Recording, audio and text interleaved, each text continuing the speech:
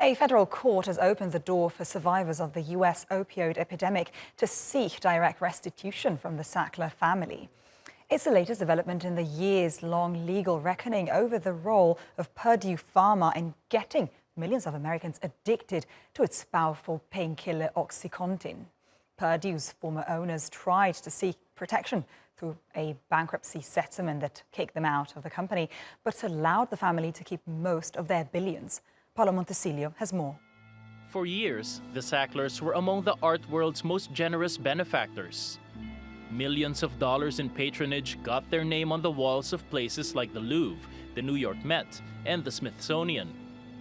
Now museums are cutting ties with the family that owned Purdue Pharma, the company that fueled America's deadly opioid crisis. There's been a growing awareness of what the Sacklers were doing with their business in the past, let's say, few years, related to a larger reckoning that has only happened within the past few years or so, let's say, generally about what kinds of patronage museums are willing to accept, whether they know what their patrons do and whether they even care.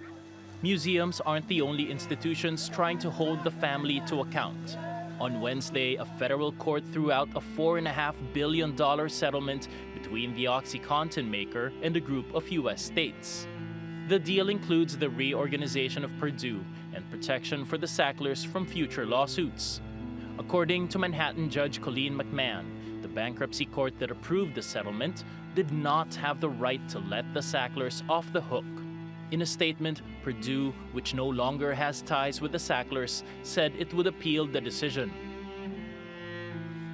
While the district court decision does not affect Purdue's rock-solid operational stability or its ability to produce its many medications safely and effectively, it will delay and perhaps end the ability of creditors, communities, and individuals to receive billions in value to abate the opioid crisis.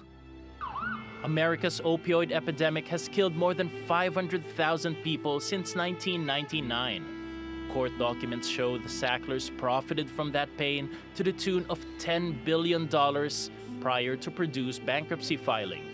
That funded lavish lifestyles and artful generosity that hid the true nature of an ugly business. Paolo Montecillo, TRT World. For more, TRT World senior business producer Paolo Montecillo is here on set with us. Paolo, can you tell us a bit more about this decision? Well, yeah, so this decision was born out of a $4.5 billion settlement that the Purdue, the company, and the Sacklers reached with plaintiffs, about 3,000 of them. So those are the families of victims, survivors, and some group of U.S. states, both Democrat and Republican-led. So part of that settlement called for the reorganization of Purdue Pharma. They kicked the Sacklers out of the company, so they are no longer involved in Purdue's operations.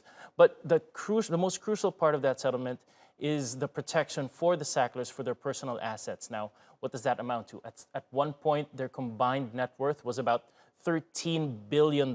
Now, that protection got really some of the plaintiffs angry, even though most of them voted overwhelmingly to approve the settlement. U.S. states that were involved in the lawsuits were also angry, and the federal government also went out against it.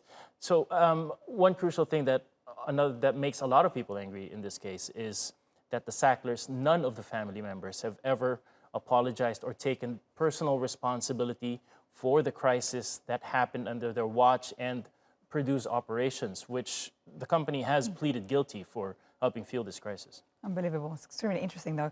Speaking a bit more broadly in terms of the opioid crisis we're seeing, and we have seen also last year in the US, can you tell us a bit more about the economic impact of this crisis so far?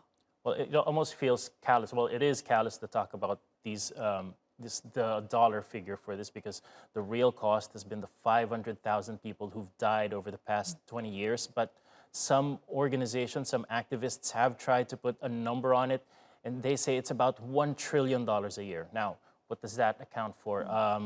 It's the healthcare costs of it, the strain that it puts on the healthcare, rehabilitation, treatment. Law enforcement also has to spend more. It's become part of their big war on drugs. There's also lost man hours for sick days for addicts that have to go into rehabilitation. And a big chunk of it is from the people who died from it. All the lost income that they're no longer able to make, and the productivity that they can contribute to the economy, that's all gone now because, unfortunately, they're no longer with us. Yeah, I mean, it's tragic also if we think about all the lockdowns and pandemic-induced lockdowns that these people had to essentially go through potentially alone and struggling. What can you tell us about the situation right now when compared to a few years ago? Has it gotten worse? What's the situation at the moment? Right, so as you said, the coronavirus pandemic has not been good to addicts. These are not the healthiest people in the world, and depressingly, data released in November showed about 100,000 people died from opioid overdoses and other related illnesses in the 12 months to April. That's 28% up year on year, and that's also the biggest number on record. It's the biggest death toll that we've seen. Now, why is that? Because during lockdowns, people, addicts, lose access to treatment and rehabilitation.